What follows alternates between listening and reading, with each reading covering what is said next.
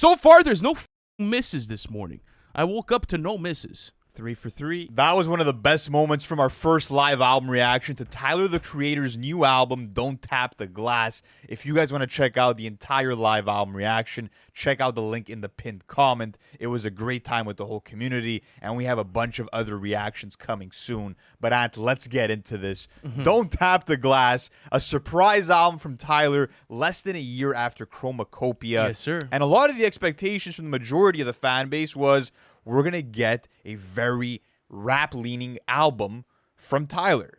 But we end up getting a dance album instead for the most part. So what do you make out of all of it? First impressions. Well, I don't think you could honestly say that it's just a dance album. I think that there's a lot of elements production-wise that remind you of like old Daft Punk from like the mid-2000s, some crazy old radio hits that Timbaland might have produced. So I won't label this as just a dance album. You can't even box him in like that. But I think that the intent with this album, and like he had said on Twitter, was nothing conceptual, nothing too crazy in the writing side of things, but let's get dancing and let's get the energy going, and that's exactly what this tracklist does. I think he's done a great job on making conceptual albums for the past maybe 5 years. Well, he's been doing it his whole career, but especially with the recent run that he's on, like Chromacopia had a great storyline. Call Me If You Get Lost revisited that love triangle concept. Igor had it. Flower Boy had it. Yeah. With this one, I feel like he really wanted to take a step back and give you something that's fun, that's a bit more free associative for the listener, and I think that he really did a good job at accomplishing that. Even a song like I'll Take Care of You, for example, which is towards the end of the track list, I love that because, yes, you're getting a bit of Tyler rapping, but he's really flexing his vocals. A lot of the vocals on this album, to me, do remind me of something that, you know, he was doing off of Igor and those type of cuts. So let me ask you this. How do you appreciate an album like this in Tyler's discography? Because he's never really done it. If you think about it, Bastard and Goblin have concepts. Wolf has a concept. Cherry Bomb was a bit looser, but still there's storylines all within that album. And then, of course, you get Flower Boy, Igor.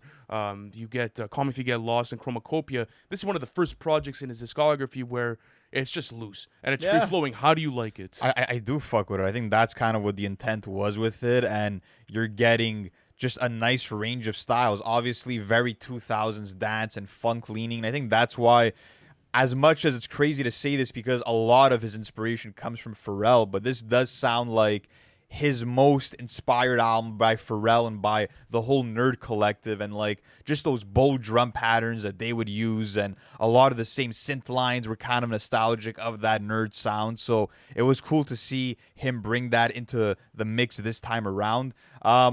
It's cool too just because you are getting kind of a mix. It's almost like a 50-50 split between rapping performances from Tyler and some singing performances from Tyler, which you find more in the second half. I do feel like for this sort of like dance funk inspired album sonically, his style of singing does kind of fit these beats a bit better. So I was more in the second half and enjoying those songs, like, for example, Don't You Worry Baby were incredible, where you get one of the best features of the year from Daisy World. I think that's one of the best choruses that Tyler's ever had on any of his records that has like top 40 hit potential to me. Yes, but if you really look at also the rapping performances off of this album, I think that they're super underrated. Like, example, the explosive energy on Stop Playing With Me.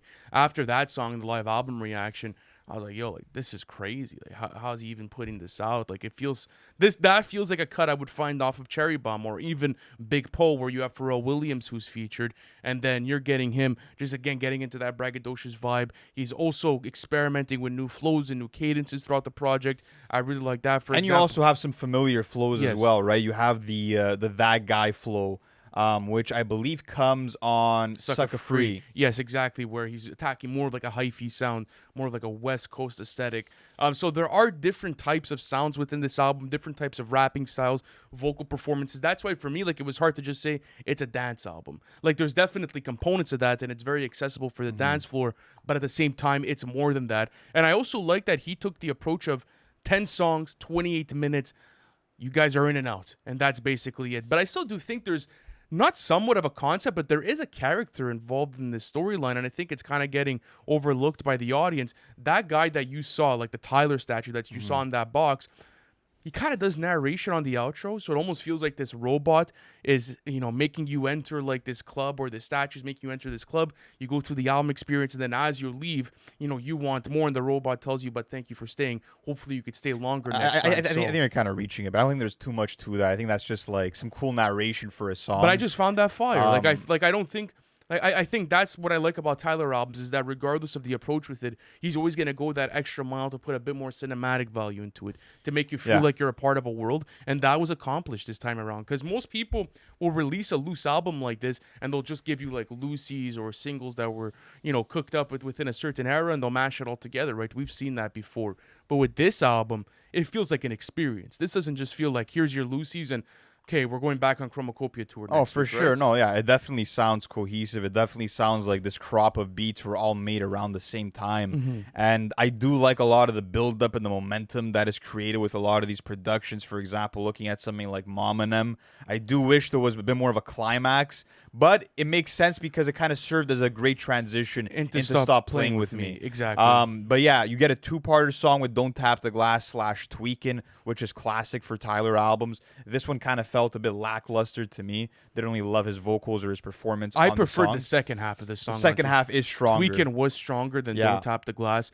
I don't think it's as good as like a Gone Gone, for example, but Yeah. still, it was nice to see him carry the tradition into this track list. And overall, I'm just really happy with this track list because, one, I'm going to be able to play this in the whip. It's perfect for the summer. It's going to be perfect for the parties. Also, I think that he took a step forward creatively with this album, not on the writing side of things, but more on the production and what he's able to do with his rapping / singing performances. It's a really diverse track list when it comes to his performances and how dynamic he could be. So I fucked with that, and I'm keeping a bunch of songs off of this track list. Yeah, definitely keeping a lot of songs off of here.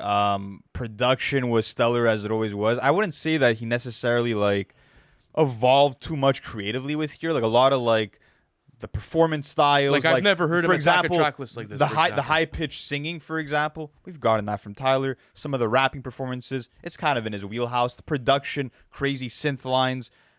I kind of feel like I've known all of this, but the way that he put the album together was unique for the catalog. I feel like that's more what it is for me.